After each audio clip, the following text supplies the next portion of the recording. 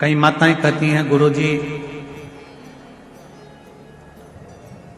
बेलपत्र कब खाना चाहिए और कब नहीं खाना चाहिए।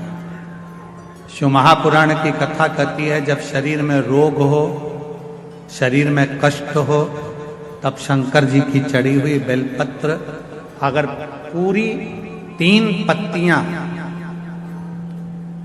मान लो आप पूरी 3 पत्ती भी बेलपत्र की नहीं खा सकते, तो बेलपत्र के आगे की थोड़ी सी एक अंश नोक मात्र भी आपके मुख में अगर जाती है तो भी वो उतना ही असर करेगी जितनी पूरी पत्ती करती है।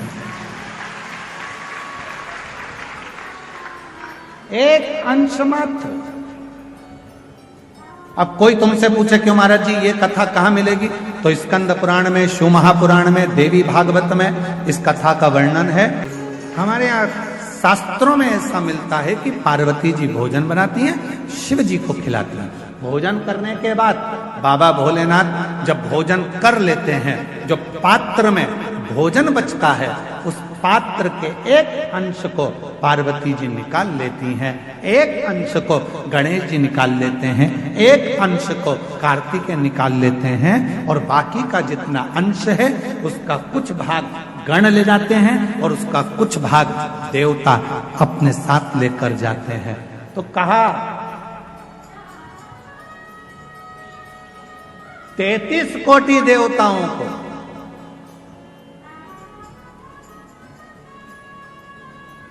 भोजन की थाली का कितना भाग मिलता था, जरा ध्यान से सुनना प्रयागराज वाले। जितनी मेरी जीजियां बैठी हैं, जीजा बैठे हैं, मेरी बेटियां बैठी हैं, बेटा बैठे हैं, जितने मेरे बुजुर्ग माँ बाप बैठे हैं, सब सावधानी से सुनना। और जितने आस्था चैनल पर, फेसबुक, यूट्यूब पर, जितना सोशल मीडिया पर सुन रहे हो, सब सावधानी से सुनना कि शिवजी की थाली में से जो भोजन बचता था वो 33 कोटि देवता, अब ध्यान देना, गणेश जी का हिस्सा निकल गया, पार्वती जी का निकल गया, कार्तिकेय जी का निकल गया, योगिनियों का निकल गया,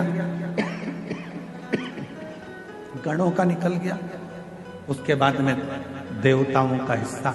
आखिर वो देवताओं के हिस्से में से 33 कोटि देवताओं को उस भोजन में से मिलता कितना भोजन मिलता होगा, वो प्रश्न है। तो कहा प्रसाद का मतलब क्या है। जो शंकर जी की थाली में से भोजन जाता था, भगवान नारायण के लिए लक्ष्मी जी लेकर जा रही हैं, और वैकुंठ जाते जाते जितने देवता उस प्रसाद का दर्शन करते थे, वो प्रसाद उतना उतना उन देवताओं की दृष्टि में समाहित होकर उनके हृदय में उतरता जाता था। भोजन का कण मात्र का दर्शन भी सुख दे जाता। हमने देखा है जिनके नाम लिए जाते हैं, पत्र पढ़ा जाता है, जब वो बेलपत्री लेने के लिए आते हैं और बेलपत्री लेकर जाते हैं, तो कई माताएं कहती है उस बेलपत्र का दर्शन करा दो। बेलपत्र लेकर जाने वाला पूछता है कि बेलपत्र का दर्शन कर कर क्या करोगे।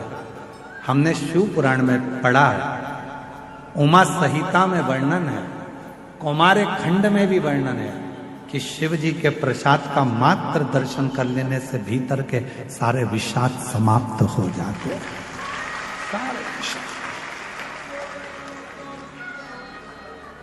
केवल प्रसाद का दर्शन करने से ही विषाद समाप्त हो जाए।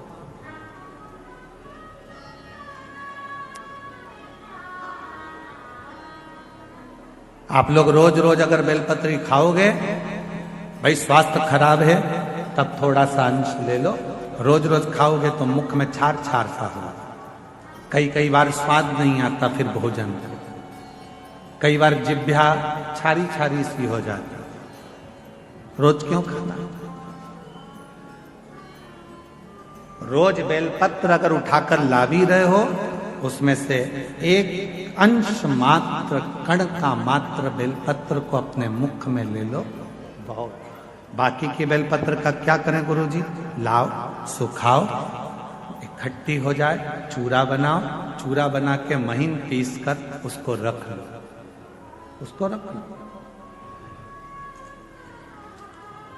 कभी कोई बहुत ज्यादा कोई तकलीफ में व्यक्ति मिले, उसको चुटकी मात्र की वो बेलपत्र का चूरा, जो शिव पर चढ़ी हुई बेलपत्र है, उसका दे।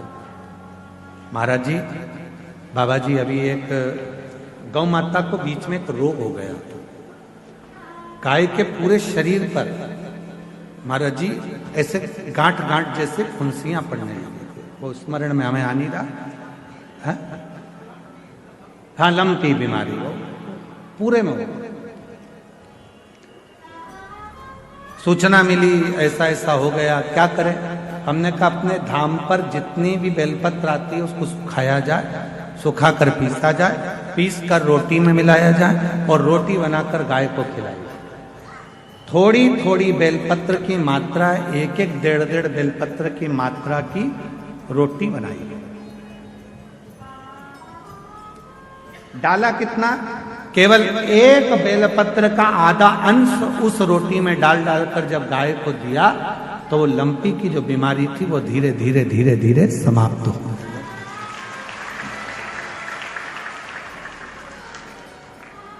दवाई की तरह बेलपत्र की भी मात्रा होती है कि कितनी मात्रा में खाना है। ऐसा नहीं कि बेलपत्र पूरी मिली है तो हमको पूरी ही खाना है, ले जाओ, थोड़ी थोड़ी घर में सबको दे दो, बाकी के संभाल के रखो। कोई जीव को, कोई व्यक्ति को जरूरत पड़े उस समय पर वो पानी से उसको थोड़ी सी डाली और निगल गए।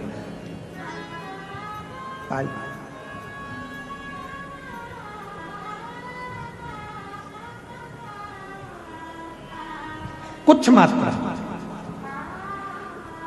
और बीमारी हो तब जरूर उसकी बेलपत्र का थोड़ा सा भाग शिव पे चढ़ा हुआ अवश्य। पर यदि आप स्वस्थ हैं, शिव की कृपा है, तो भले ना पाए, एक लोटा जल चढ़ाएं, जल का थोड़ा सा भाग अपने मुख में आचमन जरूर करें, उससे फल